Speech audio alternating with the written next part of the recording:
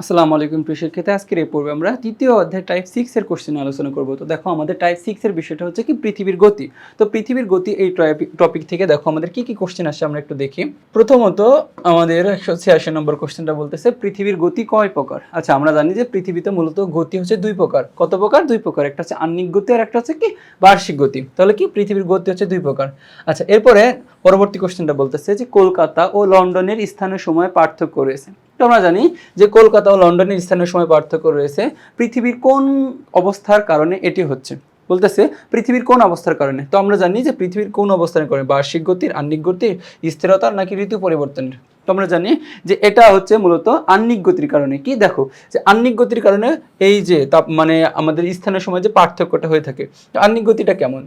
মনে করো যে এটা হচ্ছে পৃথিবীর কক্ষপথ, এটা হচ্ছে কি পৃথিবী, ঠিক আছে, আর এটা হচ্ছে সূর্য আর এটা হচ্ছে পৃথিবী। তো পৃথিবী মূলত মূলত কি করে, এই পশ্চিম থেকে পূর্ব দিকে প্রতিনিয়ত আবর্তন করছে। তো আবর্তনের এই গতিটাকে আমরা বলতেছি আহ্নিক গতি। তো দেখো আবর্তনের সময় উপরের যে দেশগুলো এখানে থাকে সূর্যের উপরিভাগে, সেখানে আমরা দিন থাকে, আর আর নিচের দেশগুলোতে কি থাকে, অন্ধকার থাকে, তার মানে এখানে রাত থাকে। তো দেখো এই যে আহ্নিক গতির কারণে আমরা কি একটা দিন রাত্রি সংঘটিত হয়, আর হচ্ছে স্থানীয় সময়ের কি পার্থক্য হয়। আচ্ছা, এরপরে পরবর্তী কোশ্চেন কি বলতেছে যে পরবর্তী কোশ্চেনটা হচ্ছে 188 নম্বর, যে প্রভাতের কিছু পূর্বে যে সময় ক্ষীণ আলো থাকে সেই সময়কে কি বলা হয়। তো আমরা জানি যেটাকে সকাল না, ছায়াবৃত্ত না, গোধূলি না, এটাকে বলা হয় মূলত উষা বলা হয়। আচ্ছা, 189 নম্বর কোশ্চেনটা, যে কোন ঋতু পরিবর্তন হয়। দেখো কোন ঋতু পরিবর্তন হয় কিভাবে। তো আমরা জানি যে বার্ষিক গতির ফলনে, দেখো বার্ষিক গতির ফলে একটা ঋতু পরিবর্তন হয়ে থাকে। কি বললাম, যে বার্ষিক গতির ফলে ঋতু পরিবর্তন হয়ে থাকে। আচ্ছা, এরপরে 190 নম্বর কোশ্চেনটা। আচ্ছা, 190 নম্বর কোশ্চেনে যে পৃথিবীতে দিন ও রাত হয় কোন গতির ফলে। তো আমরা জানি যে পৃথিবীতে দিন রাত্রি সংঘটিত হয় আহ্নিক গতির ফলে। কি গতির ফলে? আহ্নিক গতি। তো আরেকবার বুঝাই দিই ভালো মতো। তো দেখো এটা হচ্ছে পৃথিবীর কক্ষপথ, এটা হচ্ছে মনে করো যে সূর্য, আর এটা হচ্ছে কি পৃথিবী। এখন পৃথিবী মূলত এই পশ্চিম থেকে পূর্ব দিকে কিভাবে আবর্তন করে, কি করে আবর্তন করে। তো আবর্তনের গতিটা হচ্ছে আহ্নিক গতি। এখন দেখো আবর্তনের সময় সূর্যের উপরিভাগে যে দেশগুলো থাকে এই দেশগুলোতে আমরা বলতেছি কি দিন, আর অপরিভাগের দেশ যেগুলো থাকে সেগুলো থেকে রাত থাকে। তো দেখো এই আহ্নিক গতির ফলে দিন রাত্রি হয়। তো দেখো মূলত এই যে এইখানে যে দিনটা আছে এইটা মূলত একটু সময় পর এখানে চলে যাবে, আবার এটা হচ্ছে এই সময় এখানে চলে যাবে। তো প্রতিনিয়ত এইভাবে কি আবর্তন করছে। তো দেখো এই আবর্তনের এই গতিটাকে আমরা বলছি আহ্নিক গতি। এই আহ্নিক গতির ফলে দিন রাত্রি সংঘটিত হয় এবং জোয়ার ভাটা হয়ে থাকে। আচ্ছা, এরপরে 191 নম্বর, আহ্নিক গতির ফলে কি কি হয়ে থাকে। আচ্ছা, আহ্নিক গতির ফলে সময় গণনা করা যায়, নাকি জোয়ার ভাটা হয়, নাকি দিন রাত সংঘটিত হয়। তো আমরা জানি যে আহ্নিক গতির ফলে কি সময় গণনা করা যায় না, মূলত জোয়ার ভাটা হয়ে থাকে এবং দিন রাত্রি হয়ে থাকে, তার মানে কি 2 এবং 3। আচ্ছা, এরপরে পরবর্তী কোশ্চেনটা দেখো। আচ্ছা, বলতেছে যে পৃথিবীর আলোকিত ও অন্ধকার অংশের মধ্যবর্তী বৃত্তাকার অংশকে কি বলে। তো আমরা জানি যে পৃথিবীর আলোকিত ও অন্ধকার অংশের মধ্যবর্তী যে বৃত্তাকার একটা অংশ থাকে, এই অংশটাকে আমরা কি জানি যে ছায়াবৃত্ত নামে পরিচিত। কি নামে পরিচিত? ছায়াবৃত্ত। আচ্ছা, এরপরে পরবর্তী 193 নম্বর কোশ্চেন, যে কত বছর পর পর অধিবর্ষ হয়। তো আমরা জানি যে 4 বছর পর পর অধিবর্ষ বা লিপ ইয়ার হয়ে থাকে। কত বছর পর পর? 4 বছর পর পর অধিবর্ষ বা লিপ ইয়ার হয়ে থাকে। আচ্ছা, এরপর 194 নম্বর কোশ্চেনটা দেখো। আচ্ছা, 194 বলতেছে যে 21শে জুন তারিখে পৃথিবীর উত্তর গোলার্ধে কি ঘটে। আচ্ছা, পৃথিবীর উত্তর গোলার্ধ, আচ্ছা পৃথিবীতে গোলার্ধ মূলত দুইটা। এই যে এটা হচ্ছে নিরক্ষরেখা, এই নিরক্ষরেখা পৃথিবীকে সমান দুই ভাগে বিভক্ত করে। একটা হচ্ছে উত্তর গোলার্ধ, উপরের অংশকে আমরা বলতেছি উত্তর গোলার্ধ, আর নিচের অংশকে আমরা বলতেছি কি দক্ষিণ গোলার্ধ। এখন দেখো এই উত্তর গোলার্ধে যা ঘটবে দক্ষিণ গোলার্ধে তার সম্পূর্ণ বিপরীত ঘটবে। বলতেছে 21শে জুন তারিখে পৃথিবীর উত্তর গোলার্ধ, মানে উত্তর গোলার্ধ দেখো বাংলাদেশের অবস্থান উত্তর গোলার্ধে অবস্থান করে। আচ্ছা, এখন বাংলাদেশে, তো বাংলাদেশে সচরাচর জুন মাসে কি হয়ে থাকে। তো আমরা জানি যে জুন মাসে দেখো যে দিনটা বড় হয়ে থাকে। আচ্ছা, দিন বড় তার মানে কি 21শে জুন হচ্ছে কি সবচেয়ে দীর্ঘতম দিন। এখন দেখো যেখানে দীর্ঘতম দিন থাকবে তাহলে তুলনামূলকভাবে রাতটা হয়ে যাবে কি ছোট হয়ে যাবে, তার মানে কি ক্ষুদ্রতম রাত। তাহলে কি 21শে জুন হচ্ছে কি উত্তর গোলার্ধে সবচেয়ে কি বড় দিন এবং সবচেয়ে ছোট রাত, তার মানে কি ক। আচ্ছা, এরপরে পরবর্তী কোশ্চেনটা দেখি। আচ্ছা, বলতেছে যে 23শে সেপ্টেম্বর তারিখে কি হয়। দেখো যে 23শে সেপ্টেম্বর তারিখে আমরা জানি বলতেছে সূর্য আলো বিষুব রেখা বরাবর লম্বাভাবে পতিত হয়। আচ্ছা, বিষুব রেখা, এখন দেখো এই যে বিষুব রেখা কোনটা এটা বুঝতে হবে, ঠিক আছে। আমরা বললাম যে এটা যে একটু আগে পড়লাম যে নিরক্ষরেখা। নিরক্ষরেখা হচ্ছে কি দেখো পূর্ব থেকে পশ্চিমে কল্পিত রেখাকে নিরক্ষরেখা বলে, একদম পৃথিবীর মাঝখানে বরাবর। তো এই নিরক্ষরেখার অপর নাম হচ্ছে কি বিষুব রেখা, ঠিক আছে। নিরক্ষরেখার অপর নাম হচ্ছে কি বিষুবরেখা। এখন দেখো এই বিষুবরেখা নিরক্ষরেখার অপর নাম যদি বিষুবরেখা না জানি তাহলে আমরা এই কোশ্চেনটা আনসার করতে পারবো না, তাই না? এখন যে এই সেপ্টেম্বর মাসে বলতেছে সূর্যের আলো বিষুবরেখা বরাবর লম্বভাবে পতিত হয়। তো এই সময় সূর্যের অবস্থান থাকে মূলত এই যে 23শে সেপ্টেম্বর তারিখে সূর্যের অবস্থান থাকে নিরক্ষরেখা অথবা বিষুবরেখার মাঝখান বরাবর। বলতেছে সূর্যের আলো কর্কটক্রান্তি রেখা বরাবর লম্বভাবে পতিত হয়। আচ্ছা, সূর্যের আলো কর্কটক্রান্তি রেখা বরাবর পতিত হয় না, এটা মূলত হয় হচ্ছে কি যে যখন গ্রীষ্মকাল থাকে, তো এইখানে কর্কটক্রান্তিতে যায় না, তো 21শে জুন তারিখে কর্কটক্রান্তিতে যায়, তার মানে কি এটা হচ্ছে না। এরপর বলতেছে রাত দিন সমান হয়। তো আমরা জানি যে 23শে সেপ্টেম্বর তারিখে যখন সূর্যরশ্মির অবস্থান দেখো 21শে মার্চ আর 23শে সেপ্টেম্বর এই দুইটা তারিখে সূর্যের অবস্থান থাকে একদম বিষুবরেখা মাঝখান বরাবর। তো এই তার জন্য কি হয়, দিন রাত্রি সমান হয়, তার মানে কি 1 এবং 3। তো 1 এবং 3 আছে হচ্ছে কোথায়, খতে। আচ্ছা, এরপরে পরবর্তী কোশ্চেনটা দেখো যে 196 নম্বর কি, যে 23শে সেপ্টেম্বর সূর্যরশ্মি মেরুদয়ের কত ডিগ্রি কোণে পতিত হয়। এখন দেখো মেরুদয়ের কত ডিগ্রি কোণে, এখন 23শে সেপ্টেম্বর তারিখে আমরা বললাম যে সূর্য দেখো এটা হচ্ছে কি বিষুবরেখায় অবস্থান করে অথবা নিরক্ষরেখায় অবস্থান করে, আর নিরক্ষরেখার মান হচ্ছে 0 ডিগ্রি, ঠিক আছে? কত ডিগ্রি, 0 ডিগ্রি। তার মানে কি এটা হচ্ছে কত ডিগ্রি কোণে পতিত হয়, অবশ্যই 0 ডিগ্রি কোণে পতিত হয়। আচ্ছা, এরপরে আচ্ছা তো দেখো 197 নম্বর কোশ্চেনে কি বলতেছে যে 23শে সেপ্টেম্বর সূর্যরশ্মি পতিত হয়। আচ্ছা, এই যে এই তারিখে সূর্যরশ্মি কোথায় পতিত হয় তাই বলতেছে। আচ্ছা, বলতেছে নিরক্ষরেখায় 23.5 ডিগ্রি কোণে। আচ্ছা, নিরক্ষরেখায় 23.5 ডিগ্রি কোণে আমরা জানি যে এই তারিখে হচ্ছে কি 21শে জুন তারিখে। কোন তারিখে, 21শে জুন তারিখে যে সূর্যরশ্মি কি পতিত হয়। আর সুমেরু কুমেরু বৃত্তে 66.5 ডিগ্রি কোণে। তো দেখো সুমেরু বৃত্তে কুমেরু বৃত্তে কি যে এই ডিগ্রি কোণে কখনো সূর্যের অবস্থান থাকে না। আচ্ছা, এরপরে আমরা বলতেছে যে মেরুদয়ে 0 ডিগ্রি কোণে। তো আমরা জানি যে এটা হচ্ছে একদম নিরক্ষরেখা বরাবর 0 ডিগ্রি কোণে অথবা কি বিষুবরেখায়। তো এই যে এখানে মাত্র হচ্ছে কি এই যে 3 নম্বরটা আছে যে মেরুদয়ের 0 ডিগ্রি কোণে পতিত হয় এই 23শে সেপ্টেম্বর আর 21শে জুন এই দুইটা তারিখে মেরুদয়ের 0 ডিগ্রি কোণে কি পতিত হয় সূর্যরশ্মি। তার মানে যে এখানে আনসারটা হচ্ছে কি গ। আচ্ছা, এরপরে পরবর্তী কোশ্চেনটা হচ্ছে 198 নম্বরটা দেখি। আচ্ছা, দেখো বলতেছে যে কোন দিনটিকে বাসন্ত বিষুব বলা হয়। কি বলতেছে, কোন দিনটিকে বাসন্ত বিষুব বলা হয়। তো আমরা জানি যে 21শে মার্চ কি 21শে মার্চ এই তারিখটাকে বলা হয় বাসন্ত বিষুব, ঠিক আছে? আচ্ছা, এরপরে 199 নম্বর কোশ্চেনটা বলতেছে যে কোন দিনগুলো পৃথিবীর সর্বত্র দিন রাত্রি সমান হয়। তো আমরা জানি যে 21শে মার্চ কি 21শে মার্চ ও 23শে সেপ্টেম্বর দেখো এই দুইটা তারিখে পৃথিবীর দিন রাত্রি কি হয়ে থাকে, সমান হয়ে থাকে। কি বললাম, পৃথিবীর দিন রাত্রি সমান হয়ে থাকে। আচ্ছা, এরপরে 200 নম্বর কোশ্চেনটা দেখো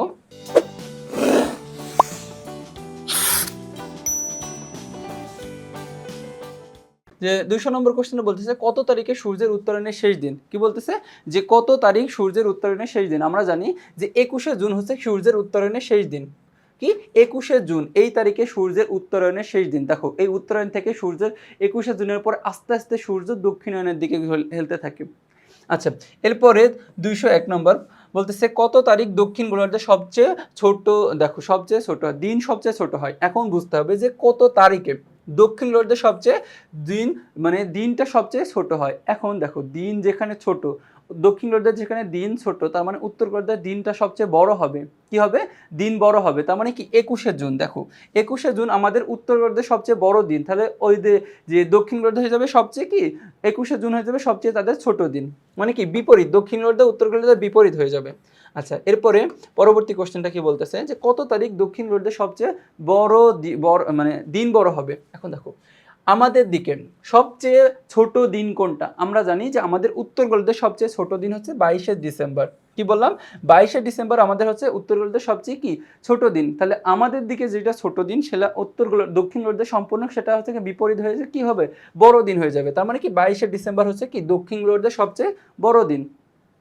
আচ্ছা, এরপরে 203 নম্বর কোশ্চেনটা বলতেছে কোন সময় উত্তর গোলার্ধে বসন্ত বিরাজ করে। আচ্ছা, এখানে বলতেছে যে কোন সময়ে উত্তর গোলার্ধ, দেখো উত্তর গোলার্ধ কোন সময় বসন্ত বিরাজ করে। এখন জানুয়ারি থেকে মার্চ, নাকি ফেব্রুয়ারি থেকে এপ্রিল, নাকি মার্চ থেকে মে, নাকি এপ্রিল থেকে জুন। আচ্ছা, আমরা জানি দেখো এই সময় যে বলতেছি যে ফেব্রুয়ারি থেকে, কি বললাম যে ফেব্রুয়ারি থেকে এপ্রিল পর্যন্ত হচ্ছে কি উত্তর গোলার্ধে বসন্ত বিরাজ থাকে, বসন্ত কি করে, বিরাজ করে। আচ্ছা, এরপরে পরবর্তী কোশ্চেনটা দেখি। আচ্ছা দেখো 204 নম্বর কোশ্চেনটা বলতেছে পৃথিবীর কোথাও সূর্যরশ্মি খারাপভাবে আবার তির্যকভাবে পড়ে কেন? মানে কি কারণে হচ্ছে কি পৃথিবীর কোথাও সূর্যরশ্মি খারাপভাবে আবার তির্যকভাবে পড়ে? বলতেছে পৃথিবীর গোলাকার ও উপবৃত্তাকার কারের জন্য, দূরত্বের তারতম্যের জন্য, নাকি পৃথিবীর চারপাশ চাপা বলে। তো আমরা জানি যে এই তিনটা কারণেই যে কোথাও সূর্যরশ্মি কি খারাপভাবে আবার তির্যকভাবে পড়ে থাকে। আচ্ছা এরপরে পরবর্তী কোশ্চেনটা কি বলতেছে দেখো, যে সূর্যকে পরিক্রমণ করতে কি বলতেছে, সূর্যকে পরিক্রমণকালে পৃথিবীর সব সময় কত ডিগ্রি কোণে হেলে থাকে। তো আমরা জানি যে সূর্যকে পরিক্রমণকালে পৃথিবী প্রায় হচ্ছে 66.5 ডিগ্রি কোণে হেলে থাকে। কত ডিগ্রি? এই 66.5 ডিগ্রি। আচ্ছা এই 66.5 ডিগ্রি একটা আছে রেখার মান আছে, সেটা হচ্ছে সুমেরুবৃত্ত অথবা কুমেরুবৃত্ত। ঠিক আছে, এরপরে পরবর্তী কোশ্চেনটা বলতেছে ঋতু পরিবর্তনের কারণগুলো কি কি। এখন দেখো ঋতু পরিবর্তনের কারণগুলো কি কি, যে সূর্যরশ্মি পতনের দৈর্ঘ্য, নাকি দিন রাত্রি হ্রাস বৃদ্ধি, নাকি পৃথিবী সর্বদা 66.5 ডিগ্রি কোণে ঘূর্ণন।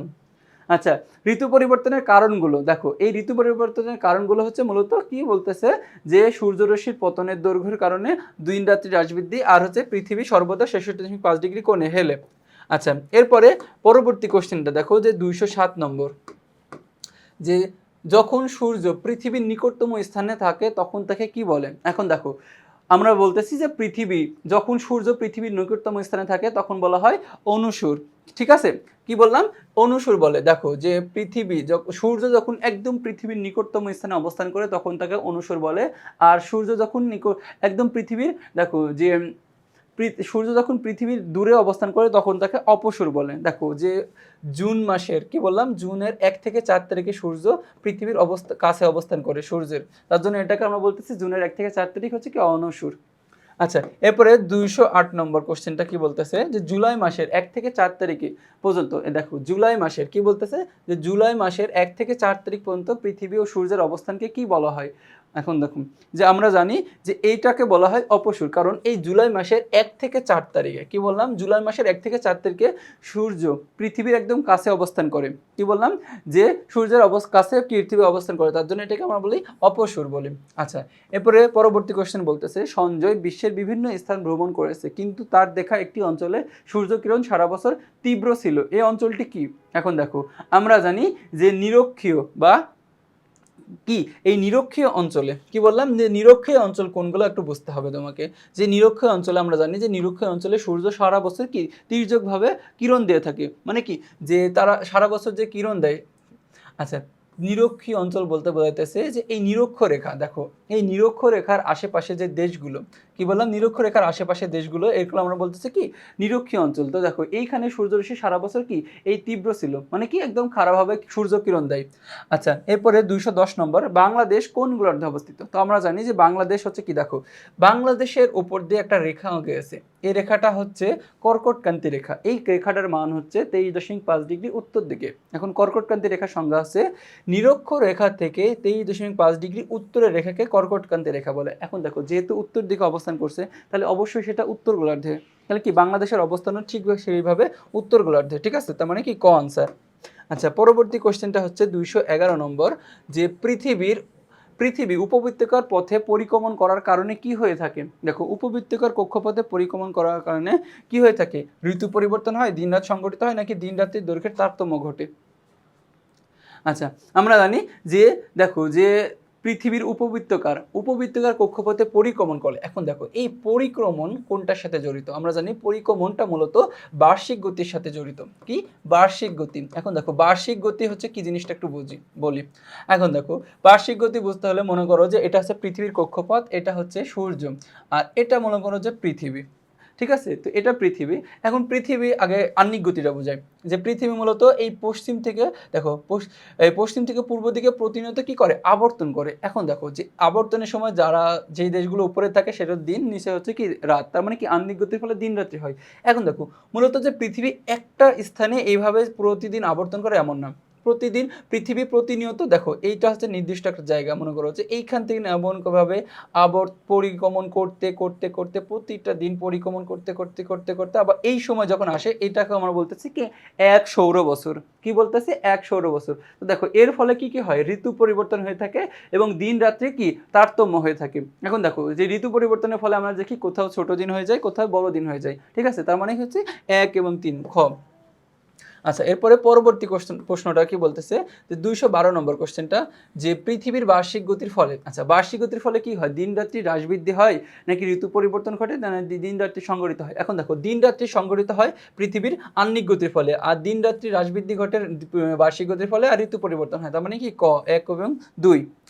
আচ্ছা, এরপরে 213 নম্বর কোশ্চেনটা, যে 213 কি বলতেছে যে পৃথিবী তার কক্ষপথে পরিক্রমণকালে 22শে ডিসেম্বর পৃথিবীর অবস্থা হবে কি? এখন দেখো পৃথিবী তার কক্ষপথে পরিক্রমণ করলে 22শে ডিসেম্বর কি হবে? এখন দেখো 22শে ডিসেম্বর আমাদের পৃথিবীতে গোলার্ধ আছে দুইটা, একটা উত্তর গোলার্ধ একটা দক্ষিণ গোলার্ধ। বলতেছে পৃথিবীর সর্বত্র দিন রাত সমান হবে।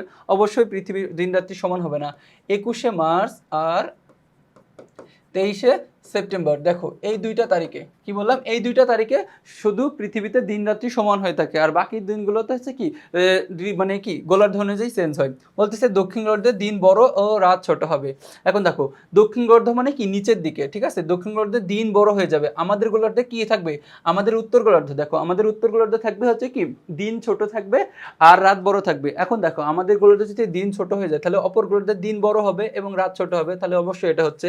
এবং সূর্য মকরকান্তি অপর কি কিরণ দেয়। দেখো এই 22শে ডিসেম্বর সূর্য থাকে এইখানে, এখানে একটা রেখা আছে মকরকান্তি রেখা, তো সূর্যের অবস্থান থাকে এই মকরকান্তি রেখা বরাবর। তো দেখো মকরকান্তি রেখা বরাবর সূর্যের অবস্থান থাকার কারণে আমরা বলতেছি আমাদের এই উত্তর গোলার্ধ, দেখো এই কর্কটক্রান্তি রেখা থেকে সূর্যের অবস্থান অনেক দূরে সরে যায়। তো দূরে সরে যাওয়ার কারণে কি সূর্যের উত্তাপ কিছুটা কম অনুভূত হয়, তার জন্য এই স্থানে কি বেশি অনুভূত হয়, তার জন্য এই স্থানে গ্রীষ্মকাল অথবা দিনটা বড় থাকে, আর এই স্থানে শীতকাল মানে কি তাপ কম থাকে, তার জন্য কি সেখানে মানে কি যে শীতকাল বিরাজ করে। তার মানে কি 2 এবং 3। তো দেখো 2 এবং 3 আছে কোথায়, আচ্ছা এখানে মেবি 2 এবং 3, ঠিক আছে। তার মানে এটা হচ্ছে আমাদের খ আনসার। আচ্ছা, এরপরে পরবর্তী কোশ্চেনটা আছে দেখি। আচ্ছা, তো দেখো এরই মাধ্যমে আমরা কি এইটা টাইপের সকল কোশ্চেন শেষ করলাম। তো পরবর্তী তোমার সাথে আবার দেখা হবে। আসসালামু আলাইকুম।